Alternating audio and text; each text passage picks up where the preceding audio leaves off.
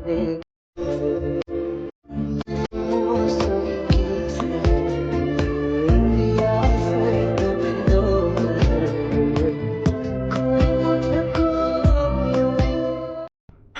আর Jimin কাঁদতে কাঁদতে মাটিতে বসে পড়েছে। রোজ তাদের সামলাচ্ছে। জাঙ্কুক কারোর কথা না শুনে সবার হাত ঝাড়া দিয়ে নিজেকে ছাড়িয়ে সেদিকে ছুটে যায়। তার পিছু জিহব, সুগা আর ইউনো ছুটে। জাঙ্কুক দৌড়ে একটু সামনে যেতেই দেখতে পেল অগ্নিকাণ্ডের ভিতর থেকে তে একটা বাচ্চাকে কোলে তুলে ছুটে আসছে। তার বাম হাতের কিছু অংশ আগুনে ঝলসে গেছে, কিন্তু তার হাতে থাকা বাচ্চাটা অক্ষতই রয়েছে। সেই ছোট বাচ্চার মা ছুটে এলো দূর থেকে তের হাতে নিজের বাচ্চাকে দেখে। তের কাছে এসে তার হাত থেকে বাচ্চাকে নিজের কোলে তুলে দেখে সে ভদ্রমহিলা ধন্যবাদ দিতে লাগলো। জাঙ্কুকের খুব ইচ্ছে হলো সেই মুহূর্তে তেকে গিয়ে জাপটে জড়িয়ে ধরতে, কিন্তু কিছু একটা তাদের মধ্যে বাধা হয়ে দাঁড়ালো। কিছুক্ষণ আগের বোমাটা তেকে টার্গেট করেই মারা হয়েছিল, তবে ভাগ্যক্রমে তে স্টেজ থেকে নেমে এসেছিল। বগুমের কল পাওয়াতে জনসমাগম থেকে কিছুটা দূরত্বে চলে যায় তে কলটা রিসিভ করতে, কিন্তু কল রিসিভের আগেই বিকট আওয়াজে সে পেছন ফিরে তাকায়। শেষ পর্যন্ত বোমা বিস্ফোরণে পরিস্থিতি হাতের বাইরে চলে যায়। তে আতঙ্কিত অবস্থায় দেখে ঘটনাস্থলের পাশে একটা ছোট্ট বাচ্চা মেয়ে মাটিতে বসে কাঁদছে। তার আশেপাশে ক্রমশ আগুন ছড়িয়ে যাচ্ছে। সেই মুহূর্তে তে নিজের মনের আতঙ্ককে একপাশে রেখে তড়িৎ এগিয়ে যায় বাচ্চাটাকে বাঁচাতে, কিন্তু এতক্ষণে আগুন ছড়িয়ে যেতে থাকে। তে জলদি করে বাচ্চাটাকে মাথা থেকে আগলে নিজের কোলে তুলে নেয়। সেই অগ্নিকাণ্ড থেকে বেরিয়ে যেতে লাগলে আগুনের তাপ লেগে তার হাতের কিছুটা অংশ ঝলসে গেছে। তে বাচ্চাটাকে তার মায়ের হাতে বুঝিয়ে দিয়ে সামনে তাকাতে দেখলো কিছুটা দূরত্বে জাঙ্কুক স্তব্ধ হয়ে দাঁড়িয়ে তার দিকে তাকিয়ে আছে। জাঙ্কুকের পিছনে তার বন্ধুরা ছুটে আসছে। জাঙ্কুককে দেখে সকলের মনে স্বস্তি ফিরে আসলো। তখন তে টলমল চোখ নিয়ে জাঙ্কুকের কাছে ছুটে এসে বলতে লাগে, জাঙ্কুক ভাই চলুন না, আমাদের সাহায্য করতে হবে সবাইকে, না হলে এরা মারা যাবে। জাঙ্কুকের সেই মুহূর্তে কোনো কথাই মুখ থেকে বের হচ্ছিল না। তখন তে আবারও বলে, জাঙ্কুক ভাই ওদের তুলুন, রেস্কিউ টিম আস্তে আস্তে দেরির কারণে অনেকেই মারা যাবে, প্লিজ। জাঙ্কুক তের এই হাল নিতে পারছিল না। সে তার ভিড়কে হৃদয়ে তের দিকে বিধ্বস্ত দৃষ্টিতে তাকিয়ে বলে, তোর ট্রিটমেন্টের প্রয়োজন তে পাখি, আমার সাথে আয়। না, আমি এদের এভাবে ফেলে রেখে যাব না, আমাকে সাহায্য করুন এদের তুলতে। জেদ করিস না, তোর অবস্থা ভালো না, আমি তোকে আর এভাবে দেখতে পাচ্ছি না, আমাকে এভাবে জ্বালিয়ে পুড়িয়ে মারিস না প্লিজ তে পাখি, চল। আমি ঠিক আছি জাঙ্কুক ভাই, দয়া করে আমাকে সাহায্য করুন, আমি কথা দিচ্ছি আমি এদের সাহায্য করে নিজে ট্রিটমেন্ট করব। তোর ইমিডিয়েট ট্রিটমেন্টের প্রয়োজন তে পাখি। আমি বলছি তো আমি ঠিক আছি, আমার থেকে তাদের অবস্থা অনেক গুণ করুন, আমি পারবো, চলুন প্লিজ। আইয়ু আর জিমিন দৌড়ে গিয়ে কাঁদতে কাঁদতে তেকে জড়িয়ে ধরে। তাদের সাথে রোজা এসে তেকে জড়িয়ে ধরলো। জাঙ্কুক তখন অগত্যা তের কথার মতো বিস্ফোরণে ছিন্ন ভিন্ন হয়ে পড়ে থাকা দেহগুলো তুলে তুলে তার গাড়িতে বসিয়ে দিয়ে তার ড্রাইভারকে বলল হসপিটালে নিয়ে যেতে। যেই হোক সুগা আর ইউনো রক্তাক্ত হয়ে পড়ে থাকা মানুষগুলোকে তাদের গাড়িতে তুলে হসপিটালে নিয়ে যাচ্ছে। ইউনো অনেক আগে একটা ক্যাব ভাড়া করে রোজকে সেটাই তুলে বাসায় পাঠিয়ে দিয়েছিল। রোজ এই অবস্থায় এসব সহ্য করতে পারবে না বলে তে পড়ে থাকা মানুষগুলোকে টেনে টেনে তুলে ভার্সিটি কর্তৃপক্ষ থেকে তাদের প্রাথমিক চিকিৎসার ব্যবস্থা করে দিল। আইইউ আর রোজও তেকে সাহায্য করছিল। কিছুক্ষণের মধ্যে ফায়ার সার্ভিস, রেস্কিউ টিম এবং কয়েকটা অ্যাম্বুলেন্স এসে ঘটনাস্থলে উপস্থিত হয়। চারপাশে কাটা ছেঁড়া ছিন্ন ভিন্ন হাত পা অথবা মাথার খুলি ছিটকে পড়ে আছে। তের মস্তিষ্ক সেটা আর নিতে পারল না। শরীরের দুর্বলতা আর এমন পরিস্থিতির সমন্বয়ে তের শরীর আর সায় দিচ্ছে না। সে মাথা ঘুরে পড়ে যেতে নিলে অ্যাম্বুলেন্সের গাড়ি ধরে দাঁড়িয়ে নিজেকে সামলালো। তখন সে দেখলো স্ট্রেচারে করে এনার রক্তাক্ত দেহ অ্যাম্বুলেন্সে তোলা হচ্ছে। যে মেয়েটা কিছুক্ষণ আগেও তার বিপক্ষে লড়ছিল, এখন সেই মেয়েটা রক্তাক্ত অবস্থায় অ্যাম্বুলেন্সের বেডে শয়িত হয়ে জীবন মরণের সাথে লড়াই করছে। তে মনে মনে আল্লাহর সাহায্য চাইতে লাগলো। জাঙ্কুক দূর থেকে এটা লক্ষ্য করে তের কাছে গিয়ে তাকে বলে অ্যাম্বুলেন্সে চড়ে হসপিটালে যেতে, সে এদিকটা সামলে নিবে। তে তখন না চাইতেও জাঙ্কুকের কারণে বাধ্য হলো যেতে। অ্যাম্বুলেন্সটি ভার্সিটি প্রাঙ্গণ ছেড়ে যাওয়ার শেষ পর্যন্ত তে কাঁচের জানালা দিয়ে সেদিকে তাকিয়ে দেখছিল জাঙ্কুক কিভাবে রেস্কিউ টিমের সাথে হাতে হাত মিলিয়ে সাহায্য করছে। দৃষ্টির শেষ সীমানা পর্যন্ত তে সেদিকেই তাকিয়েছিল। জাঙ্কুক তাকে অ্যাম্বুলেন্সে উঠিয়ে দেওয়ার আগে জিজ্ঞেস করেছিল তের কি তার উপর বিশ্বাস রাখে নাকি, তখন উত্তরে তে হ্যাঁ সূচক মাথা তুলিয়েছিল। সেই বিশ্বাসে তে অ্যাম্বুলেন্সে উঠেছে। জাঙ্কুক তের সাথে জিমিন আর আইয়ুকেও পাঠিয়ে দিয়েছে। কয়েক ঘন্টা পর পরিস্থিতি সামলে নিজেই সেই হসপিটালে চলে আসে জাঙ্কুক, যেখানে সে তেকে কয়েক ঘন্টা আগে পাঠিয়েছিল। জাঙ্কুক তেকে অ্যাম্বুলেন্সে করে হসপিটাল পাঠানোর পর থেকেই চিন্তিত ছিল। তার মন চাচ্ছিল তের কাছে ছুটতে চলে যেতে, কিন্তু সে তেকে দেওয়া তার প্রতিশ্রুতির কারণে বাধা পড়ে যাচ্ছিল। এতক্ষণ জাঙ্কুক অস্থির হয়ে থেকে থেকে আইয়ু না হয় জিমিনকে কল করে তের মুহূর্তে মুহূর্তে খোঁজ নিয়েছে। পরিস্থিতি সামনে এখন সে নিজেই হাজির হয়েছে হসপিটালে, তেকে স্বচক্ষে দেখে তার অশান্ত মনকে শান্ত করতে। তখনকার তের হাল দেখে তার হৃদয়ে যে পরিমাণ রক্তক্ষরণ হয়েছে সেটা সে কাউকে বলে প্রকাশ করতে পারবে না। হসপিটালে টাঙিয়ে রাখা বড় টিভিটায় একটা সংবাদ চ্যানেলে একজন নিউজ রিপোর্টার কয়েক ঘন্টা আগের ঘটে যাওয়া বোমা বিস্ফোরণের খবরটি বলছিল। এতক্ষণ ওয়াশিংটন ডিসির বিখ্যাত এই ভার্সিটিতে বোমা বিস্ফোরণের খবরটা দেশ বিদেশে ছড়িয়ে পড়েছে। হেডলাইনে এই পর্যন্ত 50 জন নিহত এবং 200 জন আহতের সংখ্যা জানানো হয়েছে। জাঙ্কুক সেদিকে একবার চোখ বুলিয়ে দ্রুত তের কেবিনের দিকে হাঁটা দিল। কারোর জীবনে কখনো সমান গতিতে চলে না। সুখের বিপরীতে যেমন দুঃখের অবস্থান, ঠিক তেমনি দুঃখ ছাড়া সুখ ভিত্তিহীন। আর এই সুখ দুঃখের সমন্বয়ে মানুষের জীবন। মানুষকে মাঝে মাঝে এমন কিছু অপ্রত্যাশিত পরিস্থিতির সম্মুখীন হতে হয় যা কল্পনাতীত। অনেক সময় কিছু কিছু কঠিন পরিস্থিতি হৃদয়ে ক্ষত তৈরি করে দিয়ে যায়। কিছু কিছু ক্ষত সময়ের সাথে ভরে যায়, আবার কিছু কিছু ক্ষত মস্তিষ্কে স্মৃতি হয়ে দুঃস্বপ্নে বয়ে বেড়ায়। সেদিনের বোমা বিস্ফোরণের দুর্ঘটনার পর আজ 1 সপ্তাহ অতিবাহিত হয়েছে। তে সেদিনের পর থেকে এখনো ট্রমা থেকে বের হতে পারেনি। জাঙ্কুক সেদিন তেকে হসপিটাল থেকে বাসায় এনে সেরা থেকে সেরা ডাক্তার ট্রিটমেন্ট করিয়েছে। তের সুস্থতার জন্য যা যা করতে হবে সবকিছু করেছে জাঙ্কুক। তে এখন পুরোপুরি সুস্থ, কিন্তু সেদিনের পর থেকে প্রতি রাতে দুঃস্বপ্ন দেখে ধরফড়িয়ে ওঠে তে। এই 1 সপ্তাহ তের সাথে রাতে জিমিন আর আইও থেকেছে, যেন তে তার ট্রমা কাটিয়ে উঠতে পারে। সেদিন নিউজ দেখার পর থেকে তেকে খানবাড়ির সকলে পাগলের মতো ফোন করছে। তে তাদের বুঝিয়ে বলে দিয়েছে যে সে একদম ঠিক আছে।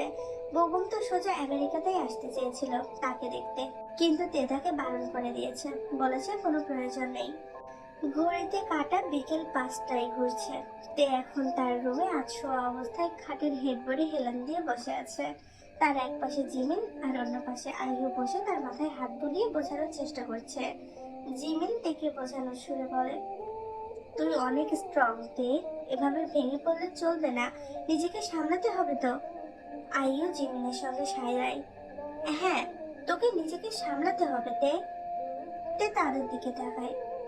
আমি ভাবছি ওই দিনের বোমা বিস্ফোরণের ঘটনায় যে পরিমাণ আতঙ্ক আমাদের মাঝে তৈরি হয়েছে সেটা ফিলিস্তিনিদের একটি ঝলক মাত্র। ফিলিস্তিনিদের রোজ রোজই এমন ঘটনা ঘটছে। তারা পরিবার পরিজন হারিয়ে বাড়িঘর হারিয়েছে, খেয়ে না খেয়ে না জানি কত কষ্টে দিন অতিবাহিত করছে তারা। ইনশাআল্লাহ একদিন তাদের জন্য আল্লাহ সাহায্যকারী পাঠাবেন, সেদিন তারা বিজয়ী হবে। তে তার মাথা হ্যাঁ সূচক ভঙ্গিতে নাড়ায়। ইনশাআল্লাহ। তোরা এখন বাসায় চলে যা, এতদিন অনেক কষ্ট করেছিস আমার জন্য, বাসায় গিয়ে বরং রেস্ট নে। জিমিন আর আইয়ু তের কথায় নাকচ করে, না আমাদের কোনো সমস্যা হচ্ছে না, তুই এ নিয়ে তো ভাবিস না।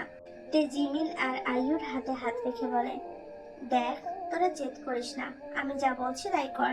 এখন আমি আগে থেকে পুরোপুরি সুস্থ, যদি আমার কোনো সমস্যা হয় তাহলে আমি তোদের বলবো। এখন যা, সুগা ভাইয়ার একা হয়তো অনেক কষ্ট হচ্ছে। জিমিন আর আইয়ু তের কথায় রাজি হয়ে যায়, তার থেকে বিদায় নিয়ে উঠে চলে গেল। কিছুক্ষণ পর তের দরজায় কারোর টোকা পড়লো। তে তার মাথায় হিজাব ঠিক করে নিয়ে তাকে ভেতরে আসার অনুমতি দেয়। অনুমতি পেয়ে জাঙ্কুক হাতে সুপের বাটি নিয়ে ভেতরে ঢোকে। কারোর কষ্টে কিভাবে সান্ত্বনা দিতে হয় জাঙ্কুকের তা জানা নেই। সে তার জীবনে কখনো কাউকে সান্ত্বনাও দেয়নি। জাঙ্কুক নীরবে তের খাটের পাশে চেয়ার টেনে বসলো। তে জাঙ্কুকের হাতের বাটিটা দেখে প্রশ্ন করে, এটা কি জাঙ্কুক ভাই? দুপুরে তুই ঠিক মতো খেতে পারিসনি, তাই তোর জন্য স্যুপ করে আনলাম। আপনাকে এসব কে করতে বলেছে? আমি নিজেই নিজেকে করতে বলেছি। এখন এত কথা বাদ দিয়ে গরম গরম স্যুপটা জলদি জলদি খেয়ে নে। আমার খেতে ভালো লাগছে না। না লাগলেও খেতে হবে দে পাখি। না, খেতে ইচ্ছে হচ্ছে না। জোর করবেন না প্লিজ। আচ্ছা তাহলে বল, কেন খেতে ইচ্ছে হচ্ছে না? জাঙ্কুকের কথায় তে মলিন মুখে উত্তর দেয়, আচ্ছা জাঙ্কুক ভাই, আমরা কি ফিলিস্তিনিদের জন্য কিছুই করতে পারবো না? আমাদের প্রিয় রাসূল সাল্লাল্লাহু আলাইহি ওয়াসাল্লাম তো বলেছেন, সব মুসলমান একটি দেহের মতো। যদি তার চোখ অসুস্থ হয় তাহলে পুরো শরীর অসুস্থ হয়ে যায়, যদি তার মাথা অসুস্থ হয় তাহলেও পুরো শরীর অসুস্থ হয়ে যায়। তে কথা বলতে বলতে তার চোখ ভরা টলটলে পানি নিয়ে আবার বলে, আমি ওই দিনের ঘটনা নিজ চোখে দেখার পর থেকে আরো ভালো করে বুঝেছি আমার ভাই বোনগুলো প্রত্যেকটা দিন কতটা নির্মম জীবন যুদ্ধের মধ্যে দিয়ে যাচ্ছে। এই কষ্ট, এই আক্ষেপ আমাকে ভেতর থেকে কুড়ে কুড়ে খাচ্ছে। আমরা কি কিচ্ছু করতে পারি না তাদের জন্য? জাগক তের দিকে ঘুরে স্মিত হাসে, পারি তো, সত্যি পারি। কিভাবে পারি?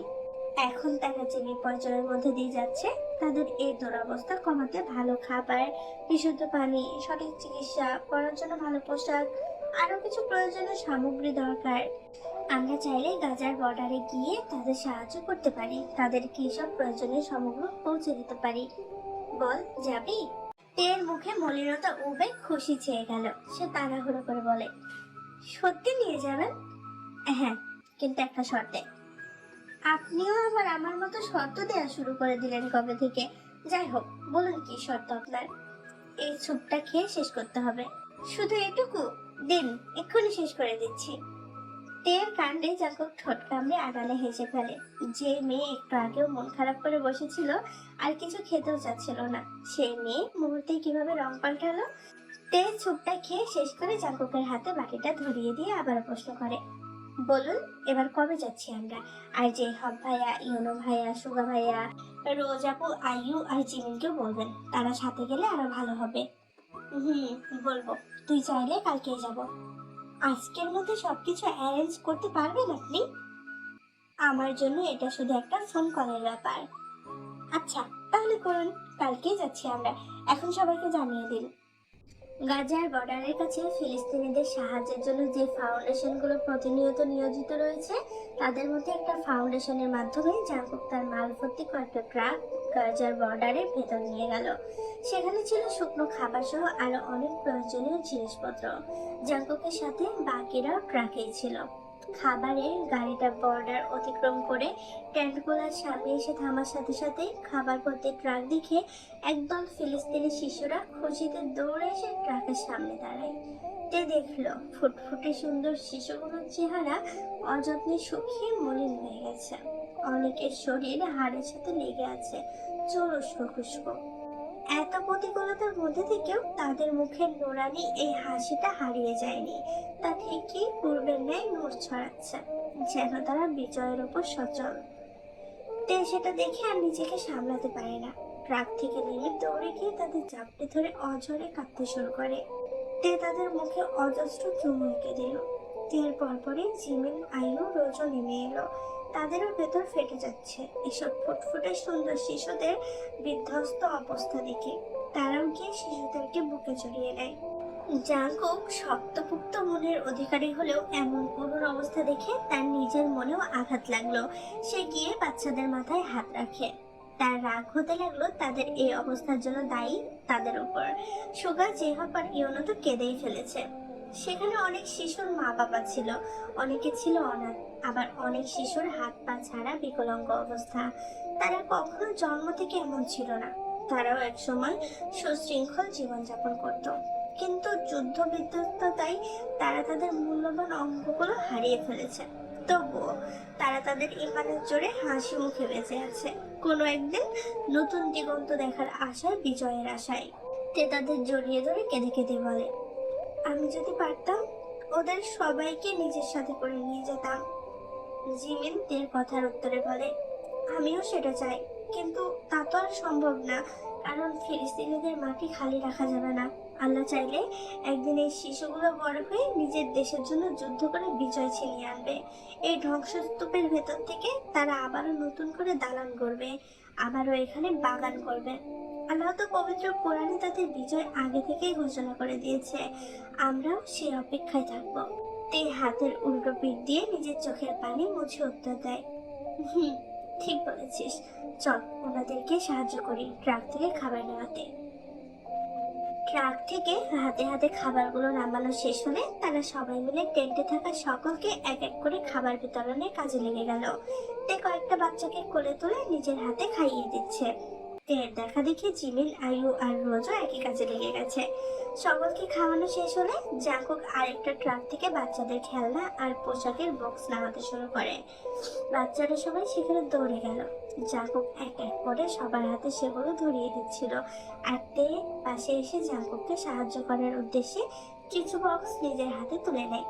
সকলের হাতে হাতে বক্স পৌঁছে দেওয়া হলে তে আর বাকি মেয়েরা একসাথে টেন্টের পাশে বসে বাচ্চাদের নিয়ে খেলনাগুলো দিয়ে খেলতে লাগে। জাঙ্কুক কতগুলো বাচ্চার সাথে ফুটবল খেলছে।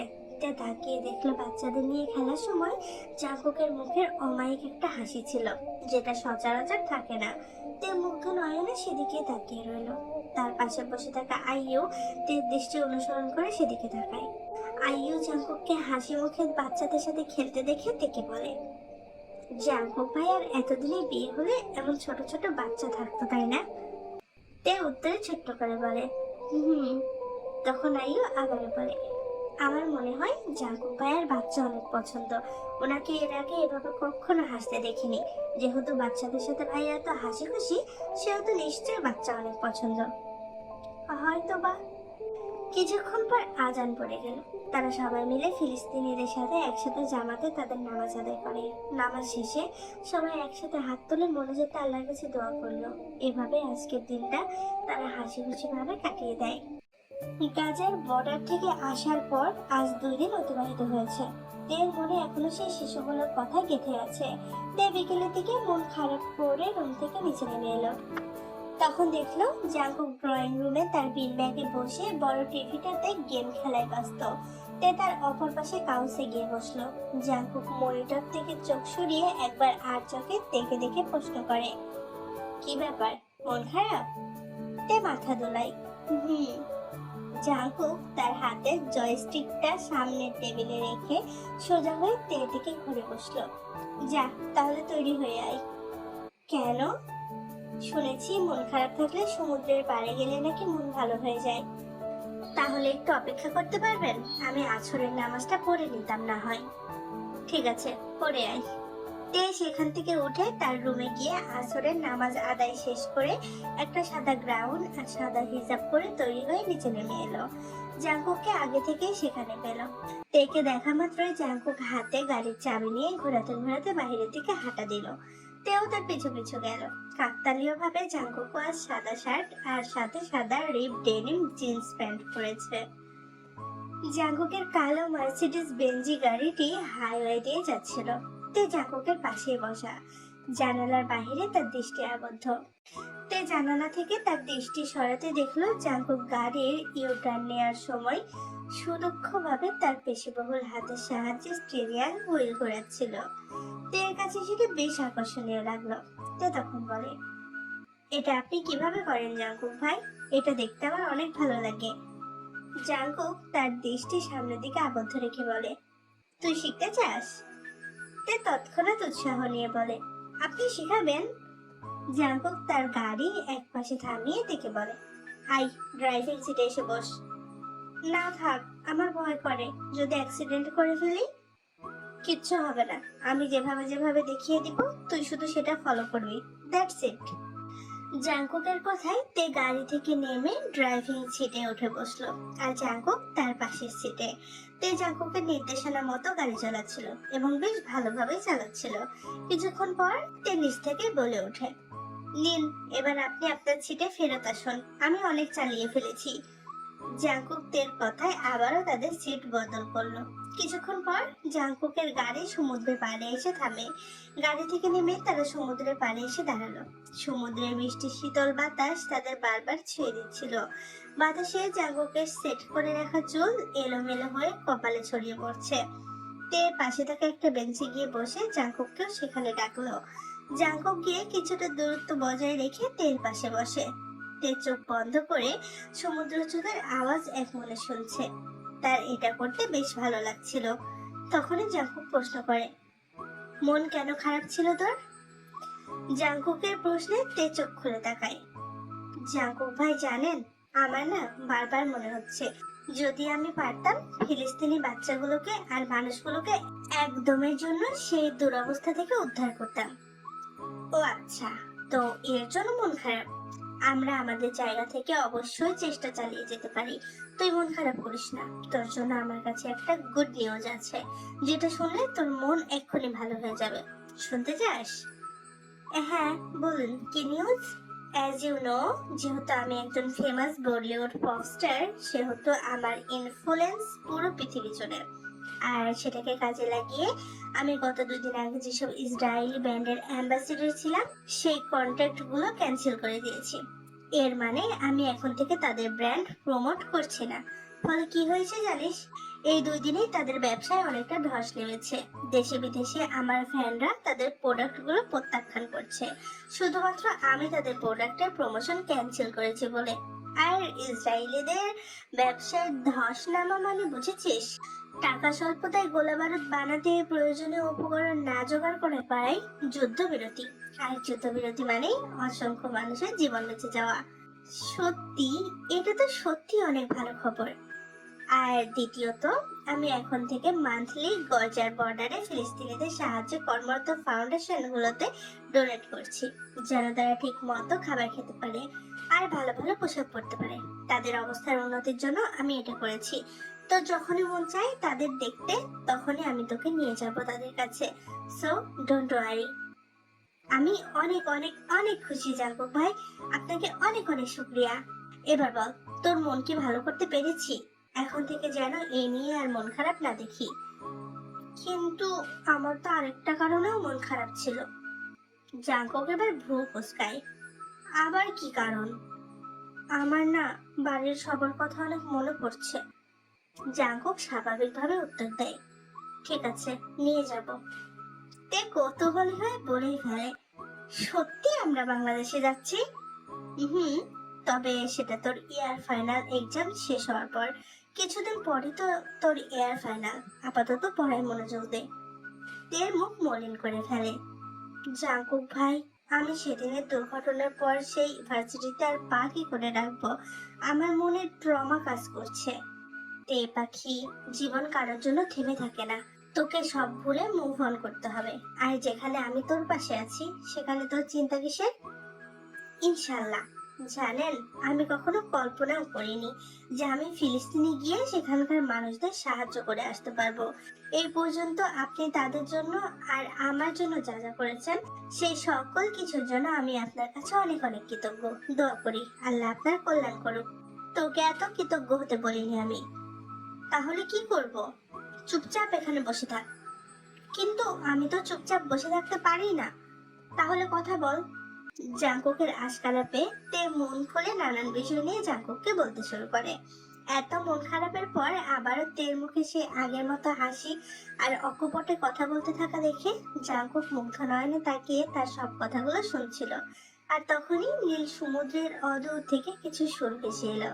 ঠিক এমন, এভাবে তুই থেকে যা স্বভাবে, আমি বুঝেছি ক্ষতি নেই, আর তুই ছাড়া গতি নেই। এই গানের সুর কি এরকম? আই ডোন্ট নো, আমি সত্যিই জানি না। যাই হোক, আমি গিয়ে দিচ্ছি। এখন সুর হোক বা না হোক, তোমরা এই পচা গানই শোনো আর সবাই লাইক কমেন্ট সাবস্ক্রাইব করো পরের পার্টের জন্য।